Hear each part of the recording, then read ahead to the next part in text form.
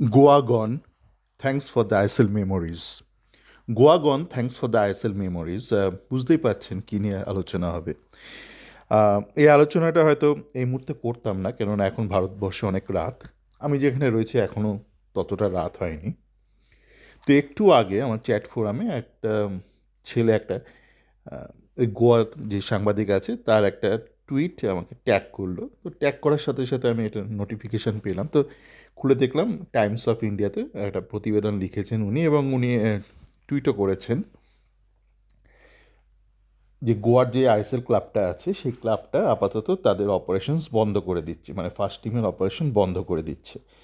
তো আজকে গোটা দিনেই ছোট ছোট কিছু ভালো খবর আমরা পেয়েছি। ইস্টবেঙ্গলের অনুশীলন শুরু হয়েছে আবার। প্রথম দিন আমাদের রাশিদ, হিরোশি, সাউল ক্রেসপো এরা অনুশীলনে যোগদান করেছে। সিনিয়র সমস্ত ভারতীয় প্লেয়ারই আজকে অনুশীলন করেছে। ক্লাব থেকে একটু আগে দেখলাম টুইটও করেছে।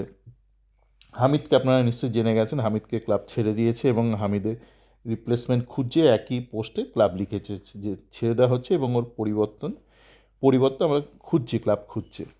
তা আমার পরিচিত আর একটা ইস্টবেঙ্গল ছেলে, ও এই বছর দেখছি বছরের শুরু থেকেই, জানি না আমি অত জিজ্ঞেস করিনি, বেশ টুকটাক ভেতরের খবর কিছু পাচ্ছে। তো দেখলাম টুইট করলো যে হিরোশিকেও পরিবর্তনের কথা ক্লাব ভাবছে। ভালো কথা।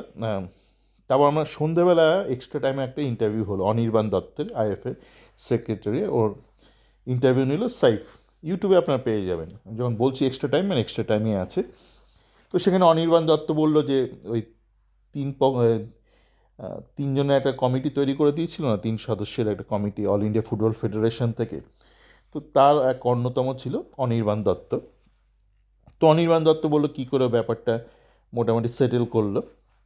এবং সেই ইন্টারভিউতে অনির্বাণ দত্ত বলেছে যে ও বিভিন্ন ক্লাবের সাথে কথাবার্তা বলেছে, যেহেতু অনেক ক্লাবের সাথে ওর ব্যক্তিগত লেভেলে পরিচয় রয়েছে, যেহেতু কিছুদিন আগে আইএফএ শিল্ড আয়োজন করার সময় বিভিন্ন ক্লাবের সাথে কথাবার্তা বলেছিল। ও নিজেই বললো ইন্টারভিউতে, এবং বললো যে ওর কথাবার্তা শুনে যা মনে হয়েছে 2-3টে আইএসএল ক্লাব বন্ধ হয়ে যাবে। বন্ধ হয়ে যাবে মানে তারা ড্রপ আউট করবে আইএসএল থেকে, এবং ড্রপ আউট মানে বলে দিয়েছে যে অল ইন্ডিয়া ফুটবল ফেডারেশন সিদ্ধান্ত নিয়েছে যে কেউ যদি এই বছর আইএসএল না খেলে তো তাকে রেলিগেট করে দেওয়া হবে টায়ার 2-তে, মানে আই লিগে।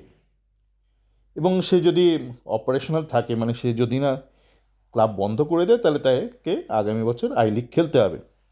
তো সন্ধ্যের দিকে এই ইন্টারভিউটা আমি দেখলাম। আর একটু আগেই যেটা দেখলাম যে এফসি গোয়া অপারেশনস বন্ধ করে দিয়েছে।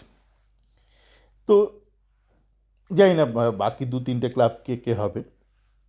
কিছুটা তো আমরা অনুমান করতেই পারি, যেটা আমরা দেখলাম কিছুদিন আগে বাজাজ বলছিল যে 4টে ক্লাব মোটামুটি এফএসডিএল চালায়, মানে এদিক ওদিক করে এফএসডিএল চালায়। এবং আমরা জানি সেই ক্লাবগুলো বিভিন্নভাবে মানে রেফারির বদান্যতা পেয়ে আসছে। এখন কেন এইসব ক্লাব বন্ধ হচ্ছে? আপনারা যারা হয়তো সবে ফুটবল ফলো করা শুরু করেছেন বয়সজনিত কারণে, মানে অল্প বয়সী বলে, হয়তো আইএসএলের পর থেকে শুরু করেছেন ফলো করা, তারা নাও জানতে পারেন যে প্রথম যে ন্যাশনাল ফুটবল লিগটা হয় তার নাম এনএফএল ছিল। তারপর তো কয়েক বছর বাদে ওটা আই লিগ হলো। তার অনেক বছর বাদে আইএসএলটা শুরু হলো। যে প্রথম এনএফএল হয় সেটাতে চ্যাম্পিয়ন হয়েছিল জেসিটি মিলস, পাঞ্জাবের ক্লাব। প্রথম বছর অসাধারণ টিম তারা গড়েছিল, জাগজিৎ কটন টেক্সটাইলস দেশের সমস্ত সেরা সেরা প্লেয়ারদের তুলে নিয়েছিল। তো তারপর তার কয়েক বছর বাদে তারা বন্ধ করে দিল, মানে তারা চালাতে পারলো না। তো মাঝে মাহিন্দ্রা ইউনাইটেড উঠেছিল, বেশ কয়েক বছর দাপিয়ে খেললো, যাদের এই মাহিন্দ্রা বোলেরো গাড়ি ঠাড়ি, একটা সময় গিয়ে বন্ধ করে দিল, চালাতে পারলো না। তো সেরকমই একবার মানে কেরালা থেকে একটা ক্লাব উঠেছিল এফসি কোচি, সেখানে বিজয় নাঞ্চেরি অনেকেই গিয়েছিল। ওরা মোটামুটি 2 বছর মতন ছিল। ওই দ্বিতীয় বছর, যেই বছর মোহনবাগানকে ন্যাশনাল ফুটবল লিগে ডাইরেক্ট এন্ট্রি করে দেওয়া হলো, কারণ প্রথম বছর ওরা কোয়ালিফাই করতে পারেনি, ফার্স্ট এনএফএলে মোহনবাগান ছিল না। তো দ্বিতীয় বছরে এফসি কোচি আর মোহনবাগানকে প্রিয়রঞ্জন দাসমুন্সি ডাইরেক্ট এন্ট্রি করে দিয়েছিল, কোনো কোয়ালিফাইং ম্যাচ তাদের খেলতে হয়নি। তো কয়েক বছর বাদে এফসি কোচিও বন্ধ হয়ে গেল। তারপর আপনারা জানেন যে ডেম্পো যেই বছর রেলিগেট হয়ে গেল, একটা সময় তো দাপিয়ে খেলেছে ডেম্পো, যে বছর রেলিগেট হলো আই লিগ থেকে, ওরা ক্লাবটা তুলে দিল। তো এই আইএসএল ক্লাবদের কি আর্থিক সমস্যা, এটা আমি বিগত কয়েকটা অডিওতে আলোচনা করেছি। দেখুন, এতদিন যেটা ছিল যে আইএসএলের মালিকানা ছিল একটা বেসরকারি কোম্পানির হাতে, সেটা কী করে হচ্ছিল আমি জানি না সত্যি বলতে। কি সেটিং করেছিল প্রফুল প্যাটেল, আপনার এএফসি আর এফএসডি এফএসডিএল মিলে, জানি না কী সেটিং করেছিল, কিন্তু কোনোভাবে এরা চালাচ্ছিল। এই বছরে বাদে পর আর তারা অ্যালাউ করেনি, আর রিপিট করছি না কেন অ্যালাউ করেনি। তো ব্যক্তিগত একটা প্রাইভেট কোম্পানি চালানোর ফলে যেটা হচ্ছিল, যে কী হচ্ছে, কোথা থেকে টাকা আসছে, কাকে টাকা দিচ্ছে, টাকার উৎস কী, এইসব ব্যাপারে কোনো স্বচ্ছতা ছিল না। মানে দেখুন, যদি একটা অল ইন্ডিয়া ফুটবল ফেডারেশন চালায়, all India football federation constitution মোতাবেক সেখানে অনেক বেশি স্বচ্ছতা থাকে। ধরুন একটা ক্লাবকে আপনার কোনো একটা একটা বদ শক্তি, মানে ধরুন একটা দুবাইয়ের বা কোথাও কোনো একটা বাজে শক্তি, মানে আমি উল্লেখ করতে চাই না, যেমন ধরুন প্রহিবিটেড, ব্যান্ড কোনো শক্তি, তারা ফান্ডিং করছে কি না, সেগুলো অতটা মানে একটা চেক ব্যালেন্স থাকে অল ইন্ডিয়া ফুটবল ফেডারেশন যখন করছে। কিন্তু যখন একটা বেসরকারি কোম্পানি করছে, তো কোথা থেকে টাকা আসছে, কীভাবে আসছে, তো সেখানে বেটিং কতটা জড়িত আমরা জানি না। বেটিং জড়িত মানে দেখুন, ভারতবর্ষে বেটিং তো ব্যান্ড, কিন্তু বিদেশে বেটিং লিগালাইজড, মানে ইউরোপে বেটিং তো হয় এখানে। তো সেখানে বেটিংটা কন্ট্রোল ইন দ্য সেন্স যে কে হচ্ছে, কত বেটিং হচ্ছে, কীভাবে হচ্ছে, এই পুরো জিনিসের উপর একটা কন্ট্রোল আছে, যে কোনো ম্যাচ ফিক্সিং হচ্ছে কিনা বেটিং সংক্রান্ত। কিন্তু ভারতে এই বিষয়টা নিয়ে একটা সমস্যা রয়েছে, যে ম্যাচ ফিক্সিং যদি হয়, সেটাকে ওপর কোনো নিয়ন্ত্রণ নেই আমাদের।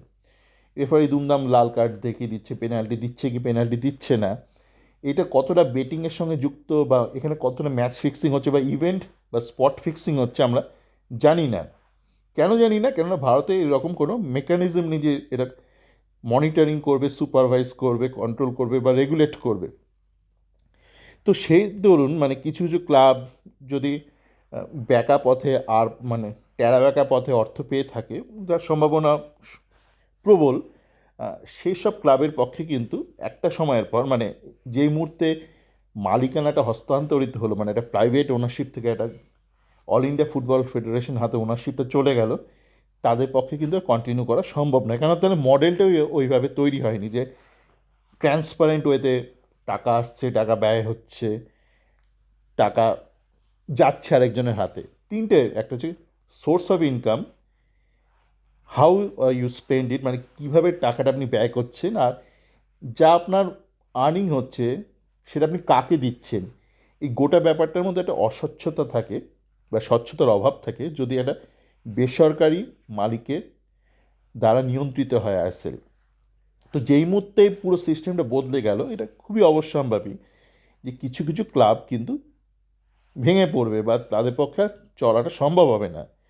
তারা তো আগামী দিনে হয়তো আবার ফেরত আসতে পারে, কিন্তু একদম নতুন করে তাকে আবার নিজেকে তৈরি করতে হবে, তার ফিনান্সিং মডেলটা। কেন, তার কারোর মডেলই যদি ওইভাবে তৈরি হয়ে থাকে যে ঠিক আছে একটু ফাইন্যান্সিয়াল জাগলিং করে তুমি ক্লাবটা চালাও, আমরা দেখতে যাব না, তাদের পক্ষে রাতারাতি তো ওভারনাইট সম্ভব নয় ফাইন্যান্স মডেলটা চেঞ্জ করা।